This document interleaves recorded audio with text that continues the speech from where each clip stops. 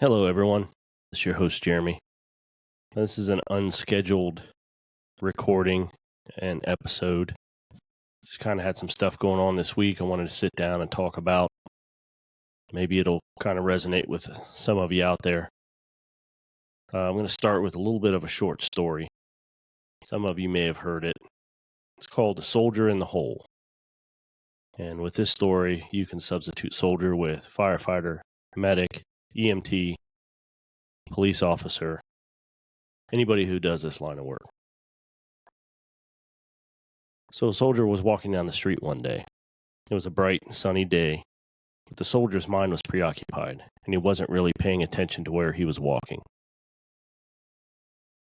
A few minutes later, the soldier accidentally fell into a hole that was right in the middle of the sidewalk. The hole was deep and dark, and he could not reach the top to get himself out. He sat quietly for a moment while trying to figure out a way to get himself out of the hole. He figured he could do it himself without needing help. So after a few minutes of trying to climb out of the hole without help, he was unsuccessful. No matter what the soldier tried, he kept falling back down into the darkness, all alone. He heard a sound coming from the dark corner of the hole. It was a fellow soldier of the same rank.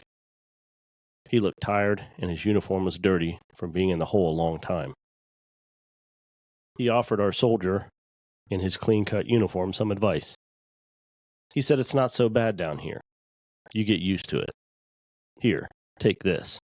It'll help you forget about being in the darkness." He handed the soldier a half-empty bottle of whiskey.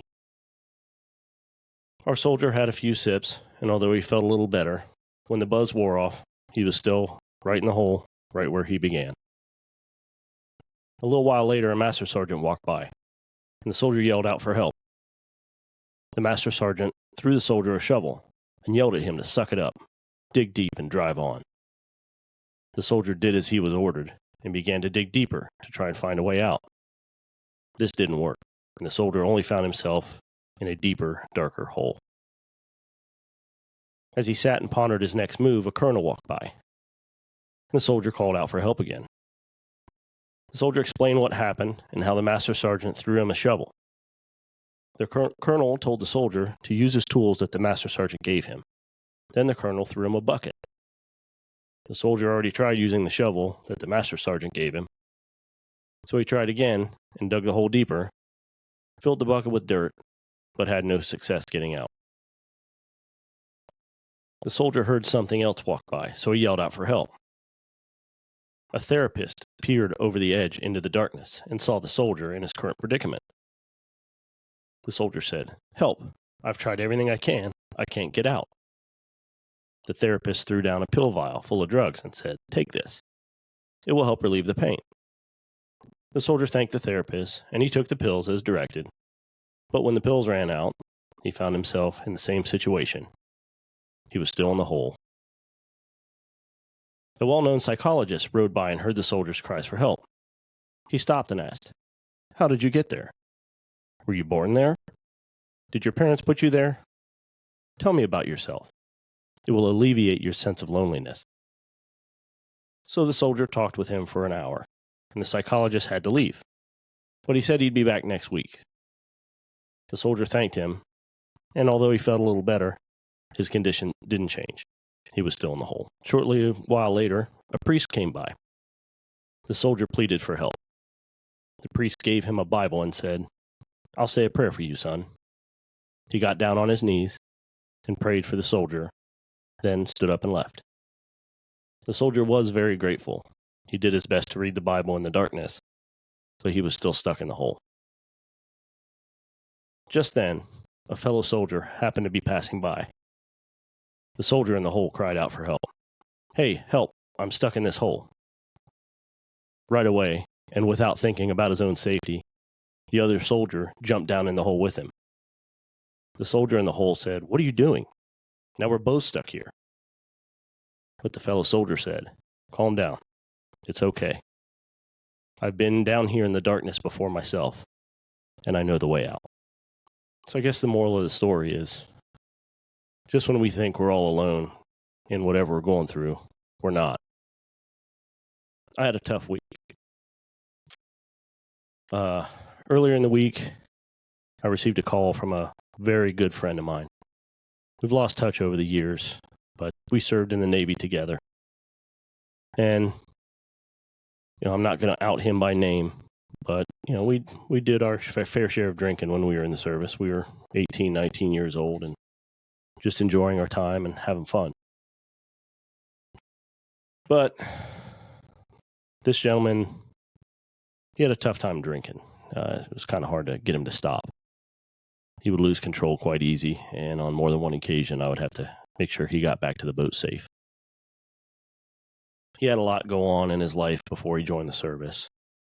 So I think it was just his way of dealing with it. And at the time, I was 18, 19 years old. I didn't know any better. I just thought it was normal. So the other night, he calls. I look at my phone, and I know it's him. The only problem is, in the past few years, whenever we've talked, he's usually very, very intoxicated. And it's kind of mentally draining to talk to somebody in that predicament. I didn't want to answer the phone, but just something told me I needed to answer the phone. So when I picked up, it was him, and he was drunk. Something was different, though, this time. He was calling to say goodbye. He started off the conversation with, telling me how good of a friend I always was. I was like a brother to him, and that he loved me. But he was essentially calling for the last time to say his goodbyes. Life had gotten too hard, and he didn't think he could go on. And he pretty much told me that when our phone conversation ended, he was going to end his life. I don't know if any of you have been in that situation, but it is not fun. So I tried to keep him calm and keep his focus. A few times during the conversation, there was moments of silence, and I thought I heard something clicking. I didn't know if he had a gun. I was just praying I didn't hear a gunshot. But every time I tried to urge him to get help, he would deflect the conversation back to me. How's Missy doing? How's your mom and dad doing? He wouldn't talk about what he had just said to me.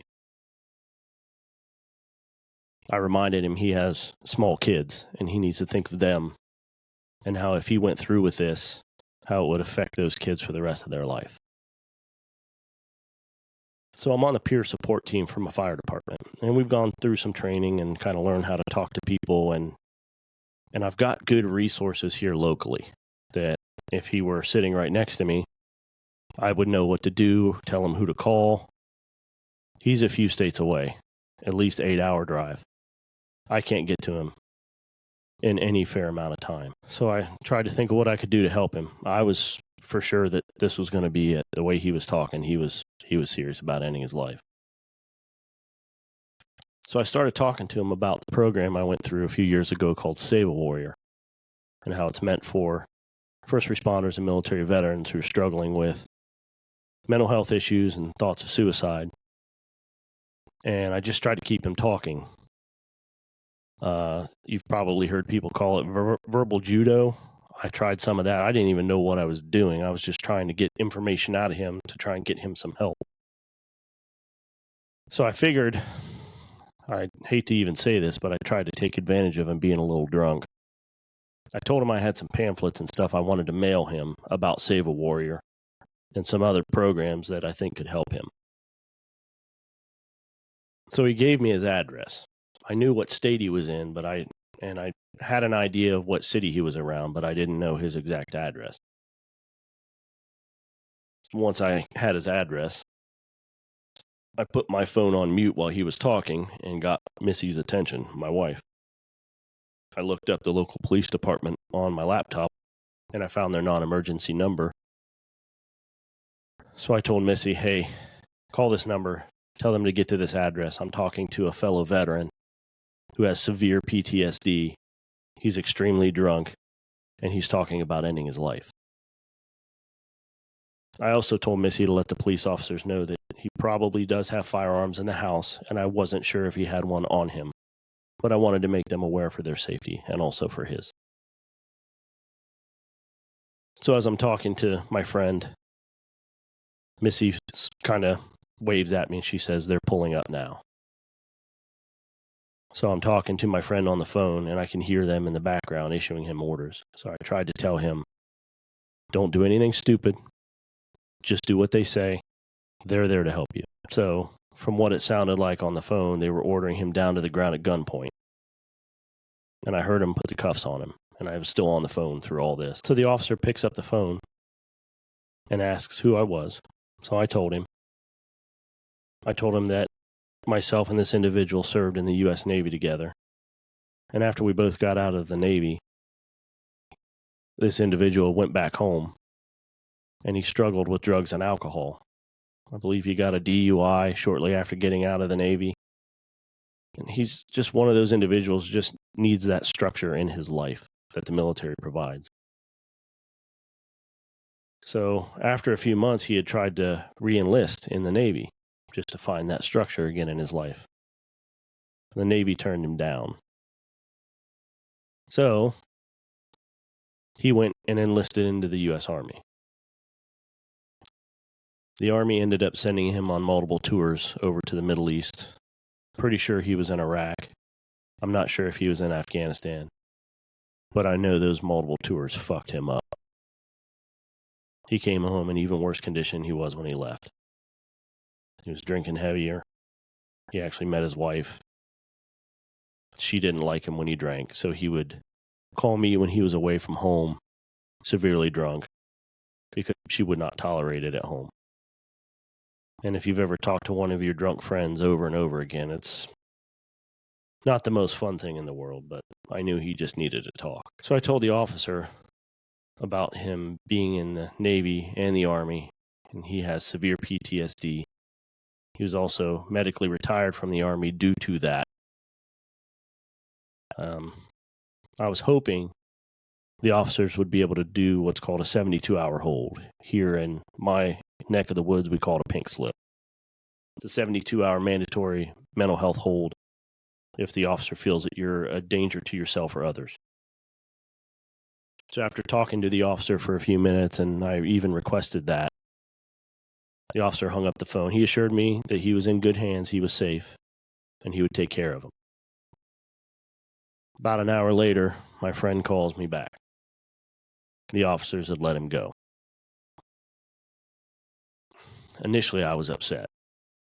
I was pissed off that these officers didn't take the threat seriously and that they just let him go, and that if something were to happen, it was going to be on their hands.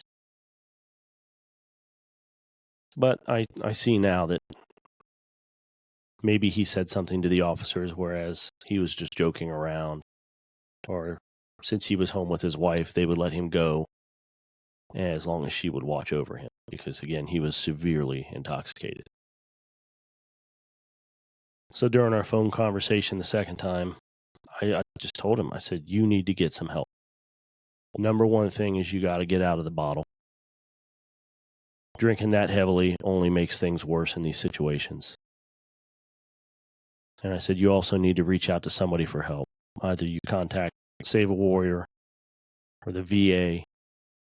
I was kind of helpless because I didn't know any local resources in his area for him. So as our conversation went on, I don't know if he was still drinking or not, but it sounded like he was getting even more drunk. So I let him go. I promised that I would call him first thing in the morning to check in on him and see how he was doing. So the next morning I got up and went to work after not really sleeping a wink that night. I kept dreaming that my phone was ringing or that I missed a call from him. And the worst had happened.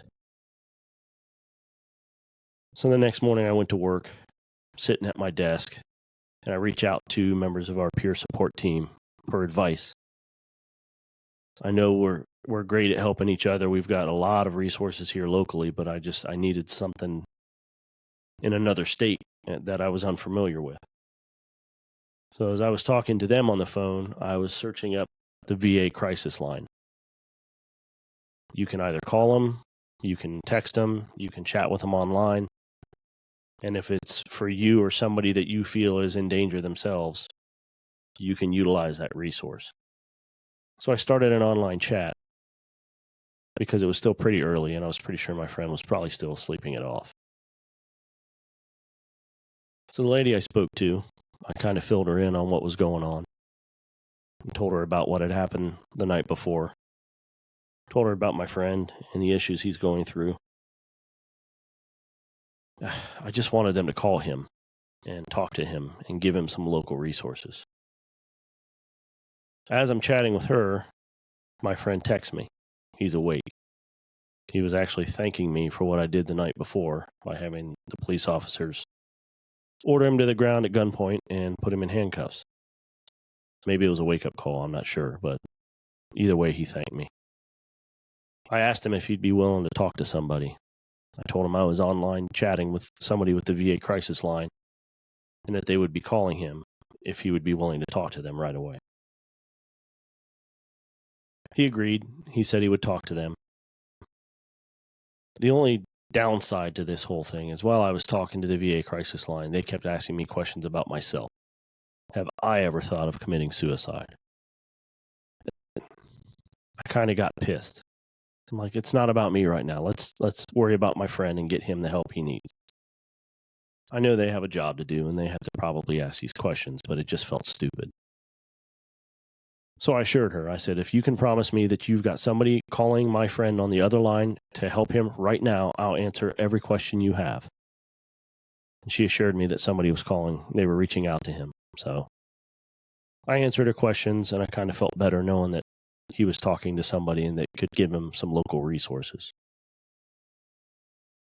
A couple hours went by and my phone rang and it was my friend.